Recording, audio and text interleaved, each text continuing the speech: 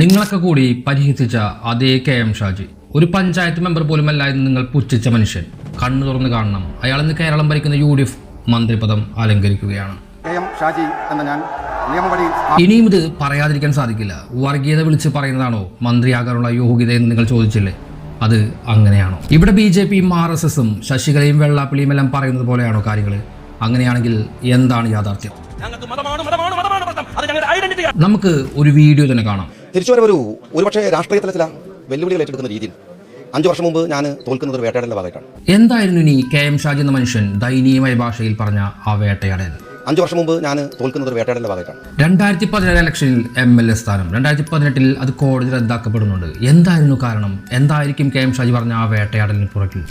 ലീഗിന്റെ MLA ആയിരുന്ന ഈ വ്യക്തിയുടെ എതിർ സ്ഥാനാർത്ഥി അന്ന് നികേഷ് കുമാർ ആയിരുന്നു. MLA സ്ഥാനം റദ്ദാക്കാൻ വേണ്ടി നികേഷ് കുമാർ കോടതിയിൽ ഹാജരാക്കിയ കാരണങ്ങൾ ഒരുപാടുണ്ടായിരുന്നു. എന്നാൽ കോടതിയിൽ വിലയിരുത്തപ്പെട്ടത് ഇലക്ഷൻ പ്രചരണത്തിനായി ഉപയോഗിച്ച ലീഗിന്റെ സ്ഥാനാർത്ഥി വിതരണം ചെയ്ത ഗൗരവമുള്ള ഒരു ലഘുരേഖയാണ്.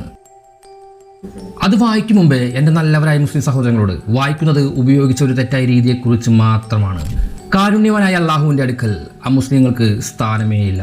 അന്ത്യനാളിൽ അവർ സിറാത്തിന്റെ പാലം ഒരിക്കലും കടക്കില്ല. അവർ ചെകുത്താന്റെ കൂടെ അന്തി ഉറങ്ങേണ്ടവർ തന്നെയാണ്. 5 നേരം നമസ്കരിച്ച് നമുക്ക് വേണ്ടി കാവൽ തേടുന്ന മുഹമ്മീനുകളും മുഹമ്മദ് ഷാജി എന്ന KM ഷാജിയെ വിജയിപ്പിക്കാൻ എല്ലാ മുഹമ്മീനുകളും അള്ളാഹുവിൻ്റെ നാമത്തിൽ പ്രാർത്ഥിക്കുക. KM ഷാജിയെ ഏണി അടയാളത്തിൽ വോട്ട് ചെയ്ത് വിജയിപ്പിക്കുക. അതായത് മുസ്ലിം ജനത നമുക്ക് മാത്രം വോട്ട് ചെയ്യുക, മുസ്ലിങ്ങൾക്ക് വോട്ട് ചെയ്യരുത്, അവർ പാപികളാണ്. എന്താണ് അല്ലേ മതേതരം? അതെ, പേര് KM ഷാജി, ഇന്നത്തെ VD സതീഷിന്റെ നിയമസഭയിലെ തദ്ദേശീയ വകുപ്പ് മന്ത്രി. ഇത്തരമൊരു പ്രചാരണം നടന്നിട്ടും തെളിവുകളും സാക്ഷിമൊഴികളും ഉണ്ടായിരുന്നിട്ടും തനിക്ക് ബന്ധമില്ല എന്ന് തന്നെയായിരുന്നു അന്നും വാദിച്ചത്.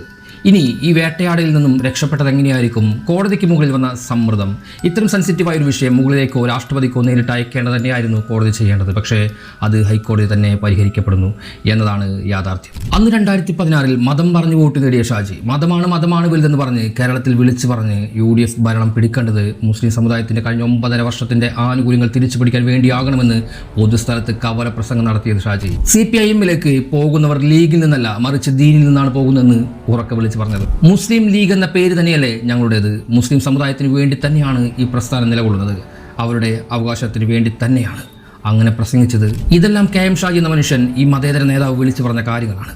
അതൊന്നും ഒരു വർഗീയതയെ കണക്കാക്കാത്തത് ആരുടെ തെറ്റായിരിക്കും? മതേതരം എന്ന തരത്തിൽ വിളമ്പുന്ന ഒരു മതരാഷ്ട്രീയ നേതാവിനെ കൂടെ കൂട്ടിയ UDF എന്ത് സന്ദേശമാണ് ഈ കേരളത്തിൽ നൽകുന്നത്? കൂടെ KM ഷാജി ഉൾപ്പെടുന്ന സംഘടനയ്ക്ക് മതേതരത്തിന്റെ സർട്ടിഫിക്കറ്റ് നൽകിയത് അതിലേറെ അത്ഭുതമായി എനിക്ക് തോന്നുന്നുണ്ട്. ഈ യോഗ്യതയെല്ലാം അയാളെ ഇന്ന് ഒരു മന്ത്രിയാക്കിയിരിക്കുന്നത് അത്യത്ഭുതം തന്നെ. മതം തലയ്ക്ക് പിടിച്ച് മതത്തിന് വേണ്ടി വാദിച്ച് നടക്കുന്ന ഇത്തരം ആളുകൾ തങ്ങൾ ഒളിപ്പിച്ച് കടത്തുന്ന വർഗീയത മറച്ചുപിടിക്കാൻ കാണിക്കുന്ന നിലപാടുകളാണ് അതിലേറെ അത്ഭുതം. മറ്റ് മതങ്ങളെ ആക്ഷേപിക്കുന്നില്ലല്ലോ എന്ന്. എന്തൊരു കൂർമ്മ ബുദ്ധിയാണത്!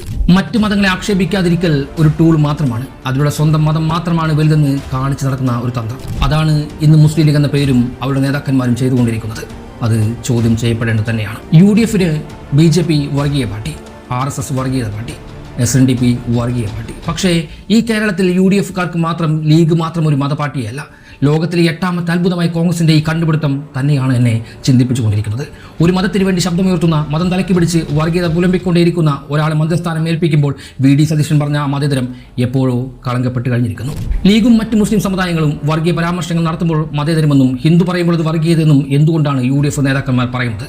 ഇനി എന്തുകൊണ്ടാണ് BJP കേരളത്തിൽ വളർന്നതെന്നും 3 സീറ്റ് നേടിയതെന്നും ഇന്ത്യയിൽ കോൺഗ്രസ് പാർട്ടിയുടെ തകർച്ച തുടർന്നു എന്നും BJP ഇന്ത്യ ഭരിക്കുന്നു എന്നും ഈ ഒറ്റ ചിന്ത കൊണ്ട് മാത്രമാണ് നമുക്ക് മനസ്സിലാക്കുവാനും തിരിച്ചറിയുവാനും സാധിക്കുക. നോർത്തിലേക്ക് മാത്രം കണ്ണോടിക്കുന്ന പ്രബുദ്ധ കേരളമേ, നമ്മുടെ അവസ്ഥയെ നിങ്ങൾ കണ്ണു തുറന്ന് കാണേണ്ടതുണ്ട്.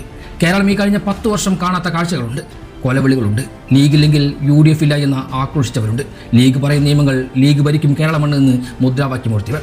SNDP നേതാവിൻ്റെ കോലം വരെ കത്തിക്കുന്നു. മറുപടി എന്നോണം SNDP ലീഗ് നേതാക്കന്മാരുടെ കോലം കത്തിക്കുന്നു, കൈവെട്ടുമെന്ന് ഓപ്പണായി പറയുന്നു. ഇതെല്ലാം LDF-ന് ഭരണപരാജയം ഒന്നുകൊണ്ട് നിവൃത്തിയില്ലാതെ ജനം മാറ്റിക്കുത്തിയതുകൊണ്ട്. ജയിച്ചത് UDF ഭരണം തിരിച്ചു വന്നപ്പോൾ പക്ഷേ UDF മൊത്തമായി ലീഗിന് വിറ്റിട്ടായിരുന്നു അധികാരം പിടിച്ചതെന്ന് ജനമറിയാൻ വൈകിപ്പോയി എന്ന് മാത്രം. ജയിച്ച അന്ന് മുതൽ കൂട്ടത്തിൽ തല്ല്, മുഖ്യമന്ത്രി തല്ല്, കസേര കളി, സ്വന്തം മണികൾ ചേരിയായി തിരിഞ്ഞു തല്ല്, പരസ്പരം മുദ്രാവാക്യ തല്ല്, മന്ത്രിസ്ഥാനങ്ങൾക്ക് വേണ്ടിയുള്ള തല്ല്, ലീഗിന് കൊടുത്തതിനു ശേഷം മറ്റുള്ളവർക്ക് വിധിച്ചു തരാം എന്ന് പറഞ്ഞ തല്ല്, ലത്തീൻ സഭയ്ക്ക് മന്ത്രിസ്ഥാനം കൊടുത്തില്ല എന്ന് പറഞ്ഞ തമ്മിലടി, ശിവഗിരി ടീമിന് മന്ത്രിമാരെ കൊടുക്കാൻ വൈകി എന്ന് പറഞ്ഞ വഴക്ക്, കോഴിക്കോടുകാർക്ക് മന്ത്രിയെ കൊടുത്തില്ല എന്ന് പറഞ്ഞ പ്രതിഷേധം. എന്തൊരു ഭരണം പിടിക്കാനാണിത്! അപ്പോൾ എങ്ങനെയാണ് മറ്റ് സംസ്ഥാനങ്ങളിൽ UDF ഇല്ലാതായത് എന്ന് ഇതിൽ നിന്നെല്ലാം നമുക്ക് മനസ്സിലാക്കിയെടുക്കാം. കേരളം പിടിച്ചു എന്നല്ല, മടുത്ത് ജനങ്ങൾ മാറ്റിക്കുത്തി എന്ന് വേണം പറയാൻ. മറ്റൊരു ഓപ്ഷൻ ഇല്ലാത്തതുകൊണ്ട് നറുക്കെടുപ്പ് പോലെ കിട്ടിയ ഭാഗ്യം. എന്നാൽ ഇന്ത്യ പിടിച്ചതുപോലെയാണ് ഹൈക്കമാൻഡ് എന്ന വമ്പൻ സംഘടനയുടെ ഇടപെടലുകളും നീണ്ട 10 നാളത്തെ ചർച്ചയും തീരുമാനം അറിയിച്ചതും. അതെ, അണികളും നിഷ്പക്ഷരായ ജനങ്ങളും രാഹുൽ ഗാന്ധിയുടെ എൻട്രിയും എന്തെല്ലാം കാഴ്ചകളാണ്. ലീഗിൻ്റെ കീഴിൽ, ലീഗ് എന്ന മുസ്ലിം ലീഗിൻ്റെ കുടയ്ക്ക് കീഴിൽ എന്നൊരു ചോദ്യം UDFിൻ്റെ ഭരണത്തിന് മുകളിൽ സദാസമയം കഴുകനെ പോലെ വട്ടമിട്ട് കറങ്ങി. മതേതരമെന്ന് പറഞ്ഞ് മതരാഷ്ട്രീയത്തെ അറിഞ്ഞുകൊണ്ട് കൂടെ നിർത്തി വിജയിച്ച, നാടിനെ വഞ്ചിച്ച പശ്ചാത്താപം VD സതീഷിൻ്റെയും UDFിൻ്റെയും തലമുറയുടെ ഉള്ളിലും കുത്തി കാലം ഓർമ്മിപ്പിച്ചുകൊണ്ടേയിരിക്കും. വർഗീയത ഏത് പാർട്ടിക്കാർ പറഞ്ഞാലും അത് വർഗീയവാദികളാണ് എന്ന് വിളിച്ചു പറയാൻ ആർജവൻ വേണം. അത് പറയാൻ കഴിയുന്ന ഹിന്ദുവും മുസ്ലിമാനും ഇപ്പോഴും ജീവിച്ചിരിപ്പുണ്ട് എന്ന് ഞാൻ കരുതുന്നു. ഹിന്ദുവിൻ്റെ ഒരു അവകാശവും ഒരു മുസ്ലിമിൻ്റെയും അവകാശവും ഒരു പാർട്ടിക്കും ഒരു സമുദായ സംഘടനകൾക്കും ആരും ഇന്നേവരെ തീരെഴുതി തന്നിട്ടില്ല. ഇത് കേരളവും ഈ രാജ്യത്തിൻ്റെ പേര് ഇന്ത്യയും എന്നാണ്. ഇവിടെ ഈ മണ്ണിൻ്റെ ഏറ്റവും വിശിഷ്ടമായ വിള മതേതരമാണ്. അതിനെ മതത്തിന് വിറ്റ് അധികാരമോഹം കൊണ്ട് ഭരണം നേടാൻ നിൽക്കുന്ന, ഭരണം നേടിയ എല്ലാ പാർട്ടിക്കാരും നല്ലവനായിരിക്കില്ല. രാജ്യത്തെ മതത്തിന് വിറ്റ വെറും രാജ്യദ്രോഹികൾ മാത്രമാണ്.